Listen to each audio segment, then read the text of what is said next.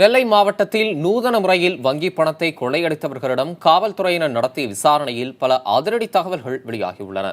எப்படி இயங்குகிறது இந்த கும்பல் பார்க்கலாம்.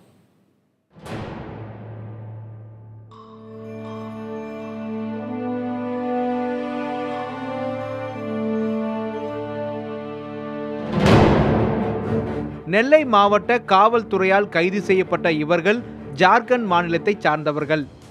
பொதுமக்களிடம் பேசி நூதனமான முறையில் வங்கி கணக்கிலிருந்து ரொக்கத்தை கொள்ளையடிக்கும் கும்பலை சார்ந்தவர்கள். கல்லிடைக்குறிச்சி பகுதியைச் சேர்ந்தவர்களிடம் தொலைபேசி வாயிலாக பேசி அவர்களது வங்கி கணக்கிலிருந்து சுமார் 2 லட்சம் ரூபாய் வரை இந்த கும்பல் திருடியுள்ளது. எந்த ஊர்ல இருந்து பண்றாங்கன்னே தெரியாது. விவரமானவங்க மட்டும் இல்லை, இதில் நிறையா அரசாங்க அதிகாரிகள், படித்தவங்க, ஐடி கம்பெனியில் வேலை பார்க்குறவங்க அதெல்லாம் இருக்காங்க. இவன் குறி வைக்கிறதே எப்படின்னா, யார் எவ்வளோ பணம் போட்டிருக்காங்க அதை கரெக்டாக தெரிஞ்சுக்கிட்டு அவங்க அக்கௌண்ட்லேருந்து பணம் எடுக்கிறாங்க. வங்கி அதிகாரி மாதிரி ஃபோனை போட்டு அவங்கள்ட்ட சரியாக, அதாவது ஒரு வங்கி அதிகாரி எப்படி பேசுகிறோ அதே மாதிரி பேசி இதை நம்பரை வாங்கி, ஏடிஎம் நம்பரை வாங்கி அது மூலமாக அவன் அக்கௌண்ட்டுக்கு இல்லை அவன் தேவைப்படுற அக்கௌண்ட்டுக்கு பணத்தை மாற்றி விடுறான். பணத்தை பறிகொடுத்தவர்கள் பட்டியலில் சைக்கிள் கடை நடத்தி வரும் கல்லிடைக்குறிச்சியைச் சார்ந்த பதர் நிஷாவும் அவரது கணவர் யூசுப்பும் அடக்கம். நம்பர் க்ளோஸ் ஆகிடுமோ அப்படின்றதுனால அந்த நம்பரை நான் சொல்லிட்டேன். அதுக்கப்புறம் பார்த்தேன்னா அன்றைக்கி சாயந்தரமே கொஞ்சம் 10 ரூபா போல் எடுத்துருந்துச்சு. அப்போ நான் திருப்பி அந்த நம்பருக்கு ஃபோன் பண்ணி, சார் இந்த மாதிரி நம்பர் என்னுடைய அக்கௌண்ட் பேலன்ஸு கம்மியாக இருக்குது அப்படின்னு ஃபோன் பண்ணி கேட்டேன். அப்போ அவங்க சொன்னாங்க, இல்லை நீங்கள் மறுநாள் போய் பேங்க்கில் போய் கேளுங்க, திருப்பி ரீச் ஆகிடும்னு அவங்க சொன்னார், அந்த சார் சொன்னாங்க. அப்போ மறுநாள் காலையில் 10 மணிக்கு தான் பேங்க் ஓப்பன் ஆகும்.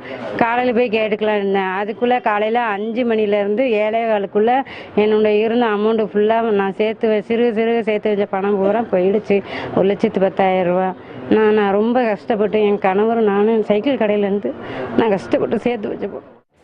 இந்த வழக்கில் கைதானவர்களிடம் நடத்தப்பட்ட விசாரணையில் ஜார்க்கண்ட் மாநிலத்தில் 30,000 ரூபாய் செலுத்தி வங்கி கணக்குகளிலிருந்து கொள்ளையடிப்பது எப்படி என்பது குறித்து பயிற்சி எடுத்துள்ளது தெரிய வந்துள்ளது.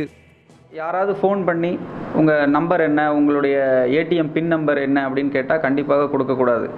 பேங்க் ஊழியர்கள், உண்மையான ஊழியர்கள் யாருமே உங்களுக்கு ஃபோன் செய்து உங்களுடைய பாஸ்வேர்டையோ உங்களோட யூசர் நேமையோ யாருமே கேட்க மாட்டாங்க. கண்டிப்பாக அப்படி ஃபோன் செய்து கேட்கிற பட்சத்தில் அது ஒரு பொய்யான கால். நவீன தொழில்நுட்பத்தை பயன்படுத்தி அப்பாவிகளின் வங்கி கணக்கிலிருந்து பணம் திருடப்படுவதை தடுக்க விழிப்புணர்வு மட்டுமே ஒரே தீர்வு. தொடர்ந்து விசாரணையில் பல்வேறு குற்றவாளிகள் சிக்குவார்கள் என்று நம்பப்படுகிறது. தொடர்ந்து குற்றவாளிகளை அதிகாரிகள் பிடிப்பது மட்டுமல்லாமல் பொதுமக்களுக்கும் மிகுந்த விழிப்புணர்வு தேவை என்பதை இதுபோன்ற சம்பவங்கள் நமக்கு உணர்த்துகிறது. புதிய தலைமுறை செய்திகளுக்காக அம்பாசமுத்திரத்திலிருந்து சுந்தர மகேஷ்.